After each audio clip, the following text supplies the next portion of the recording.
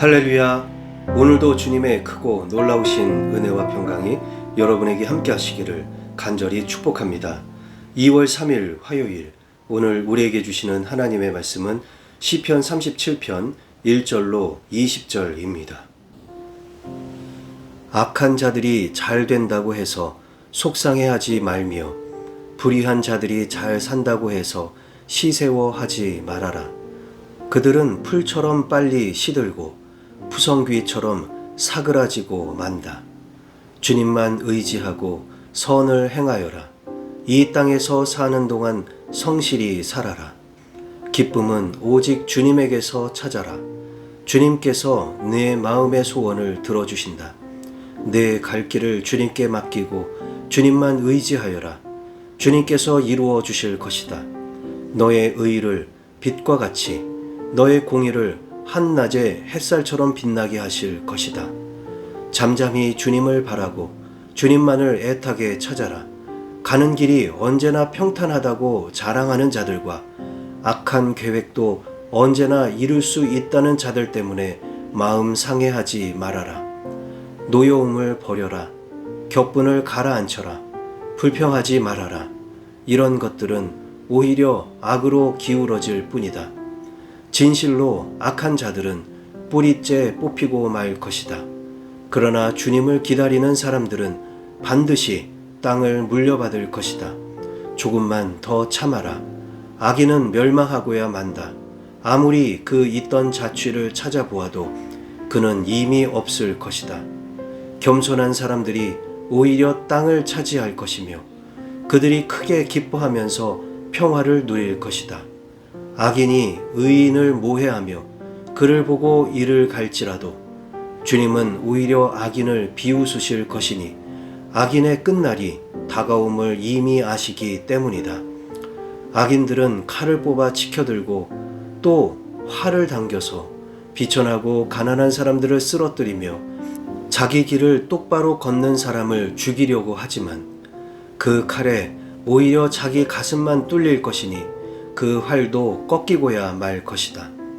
의인의 하찮은 소유가 악인의 많은 재산보다 나으니 악인의 팔은 부러지지만 의인은 주님께서 붙들어 주신다. 흠 없는 사람의 나날은 주님께서 보살펴 주시니 그 유산은 대대로 이어지고 재난을 당할 때에도 부끄러움을 당하지 않고 기근이 들 때에도 굶주리지 않는다. 그러나 악인들은 패망할 것이니 주님의 원수들은 기름진 풀밭이 시들어 불타듯이 불타 없어질 것이니 연기처럼 사라질 것이다. 아멘. 오늘 시편은 주님을 신뢰하라 라는 제목이 붙여졌습니다. 히브리어 알파벳 순서로 기록된 답관체 형식을 취하고 있습니다. 악한 자들이 잘 된다고 속상해하거나 시기하지 말라고 합니다. 그들은 풀처럼 빨리 시들고 사라질 것이기 때문입니다. 우리는 주님만 의지하고 선을 행해야 합니다. 그러면 소원을 들어주시고 우리의 의를 빛나게 하실 것입니다.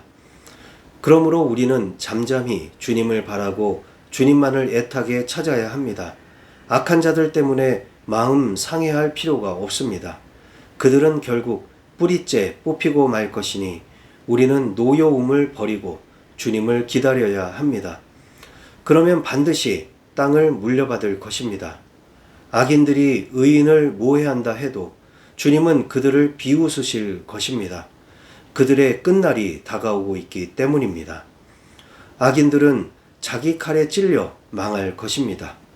의인의 소유가 악인의 소유보다 작다 할지라도 그게 차라리 더 낫습니다. 악인은 결국 패망할 것이고 풀밭이 시들어 불타듯이 없어질 것이고 연기처럼 사라질 것이기 때문입니다. 그러나 흠 없는 사람은 주님께서 보살펴 주셔서 그 유산이 대대로 이어집니다. 자, 그럼 오늘 주신 이 말씀을 붙들고 우리는 어떻게 살아야 할까요? 첫 번째로, 악한 자들이 잘 된다고 해서 속 상하십니까? 악한 자에 대해 우리는 주목할 수 있어야 합니다. 경계할 수 있어야 합니다. 그러나 그들이 당장 벌을 받지 않는 것에 대해 너무 속상해하지 말라고 합니다. 그렇습니다.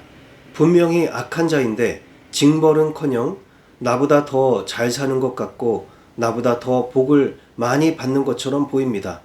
그럴 때면 더 억울하고 속상하게 되는 것이죠. 오늘 본문은 그런 것에 너무 마음 쓰지 말라고 합니다. 그럼 어떻게 해야 이런 문제를 초월할 수 있을까요? 오늘 본문 5절에서 내 갈 길을 주님께 맡기고 주님만 의지하라고 합니다. 악인의 길은 멸망입니다. 우리의 길은 생명이요 구원입니다.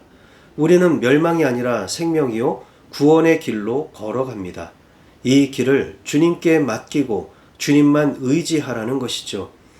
악한 자에 대한 경계는 늦추지 않되 내가 걸어가야 할 생명의 길을 꿋꿋이 걸어가십시오.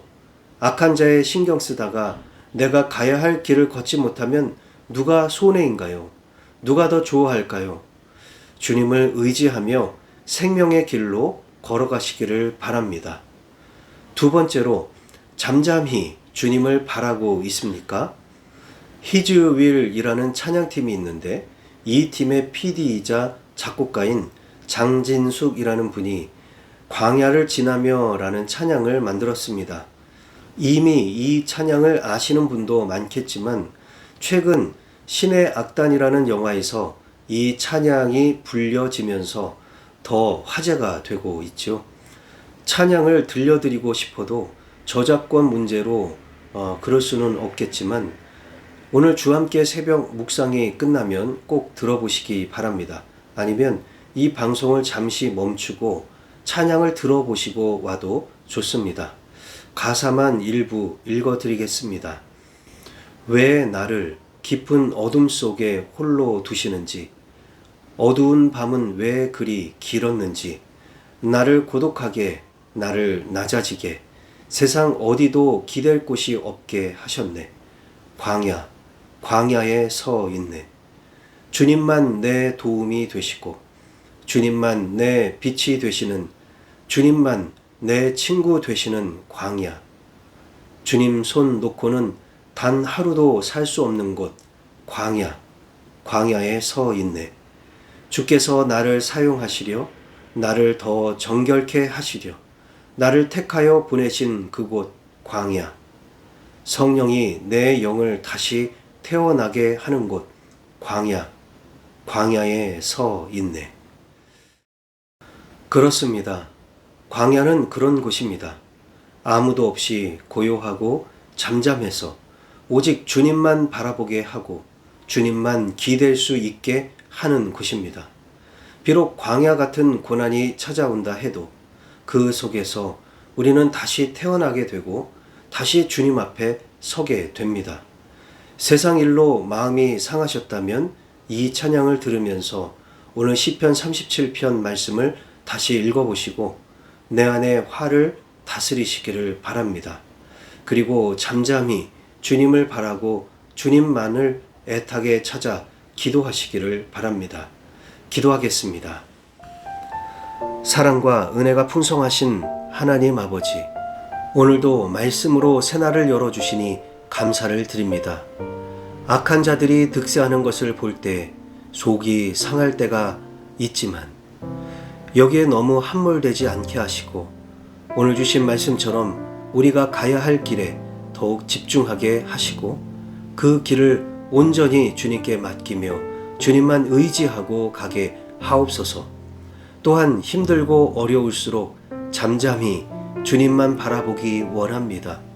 이 광야 같은 세상에서 우는 소리나 악한 소리에 미혹되지 않게 하시고 오직 잠잠히 더욱 주님만 바라보고 주님만 의지하게 하옵소서. 예수님의 이름으로 기도하옵나이다. 아멘.